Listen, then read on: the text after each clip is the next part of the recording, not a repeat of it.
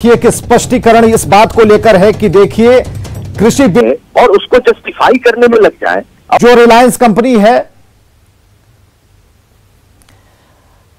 तो रिलायंस के कर्मचारियों की सुरक्षा सुनिश्चित हो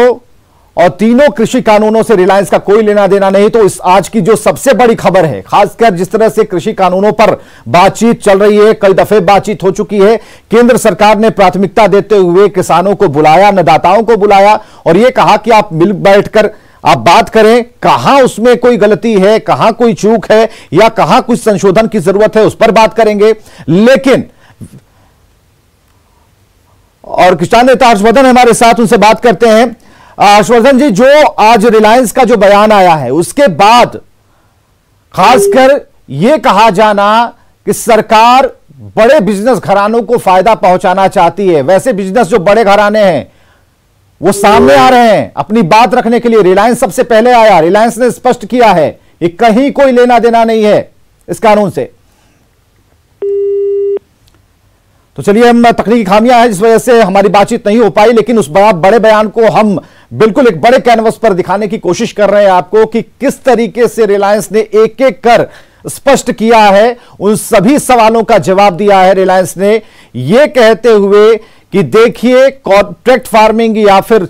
जो कृषि योग्य भूमि है उसे खरीदने या उसके इस्तेमाल करने की कोई भी इच्छा हमारी नहीं है। हम कभी एग्रीकल्चर लैंड खरीदेंगे भी नहीं, किसानों से सीधा अनाज भी नहीं खरीदते, हमें सप्लायर सप्लाई करते हैं, लेकिन यह कहते हुए कि एमएसपी का ध्यान रखना होगा, न्यूनतम समर्थन मूल्य, यह बेहद जरूरी है कि किसानों को उनका हक मिले जो सरकार ने निश्चित कर रखा है। उनके अनाज के लिए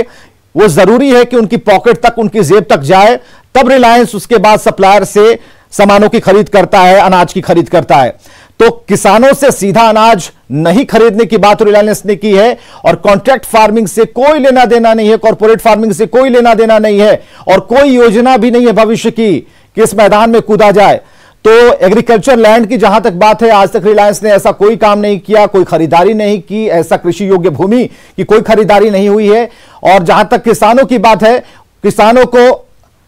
किसान नेता हर्षवर्धन हमारे साथ है, रिलायंस ने जो बयान जारी किया है उस पर क्या रिएक्शन है हर्षवर्धन जी आपका? तो सहमत भी हूं और रिलायंस फाउंडेशन के काम को सपोर्ट भी कर रहा हूं और उसने बहुत सही बात कही है, कंफ्यूजन है। अभी कंफ्यूजन क्यों है मैं इस पे बता रहा हूं। बहुत सारे बात है, मैं 22 साल का मेरा कैरियर है और हमको एपीजे अब्दुल कलाम साहब बिना जमीन जोते खेती के लिए 3 बार बिहार आए और स्वागत किए। देखिए मुद्दा क्या है कि कंसिस्टेंटली फार्मर्स को प्राइस नहीं मिल रहा है और वो एमएसपी ठीक है, बहुत सारी इश्यूज हैं, लेकिन प्राइम है कि भंडारण की व्यवस्था नहीं है, इसलिए उसको दाम नहीं मिल रहा है। रिलायंस का आना या किसी और का आना, हम as a farmer, as a forget about leader, as a farmer I will always welcome any reform in the farm sector. लेकिन इसमें थोड़े से शॉर्टकमिंग्स है जिसको कि अगर प्राइम मिनिस्टर भी, हमको उम्मीद है आने वाले समय में वो दूर करेंगे और सारा देश, देखिए किसान को 70 सालों से कहिए या पहले से भी भंडारण नहीं होने की वजह से कंस्टेंटली दाम। ठीक है हर्षवर्धन जी, ये भंडारण वाली समस्या चलिए मान सकते हैं, कई राज्यों से ऐसी खबरें आती हैं, हम खुद चलाते हैं, लेकिन इन कानूनों से किसी बड़े ऐसे बिजनेस घराने को जोड़कर एक गंदे इरादे से गंदी राजनीति करना, जबरन घसीटना, ये आपको भी बुरा लगता होगा?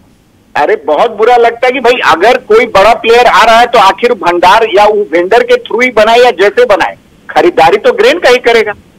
खरीदारी तो ग्रेन ही करेगा ना, तो अल्टीमेटली फायदा किसान को आएगा। कंफ्यूजन फैलाने वालों से बेहतर है कि लोग ये बताएं कि भाई चलिए, समय देने के लिए बहुत बहुत शुक्रिया और यहां पर रुकते हैं एक छोटे से अंतराल के लिए।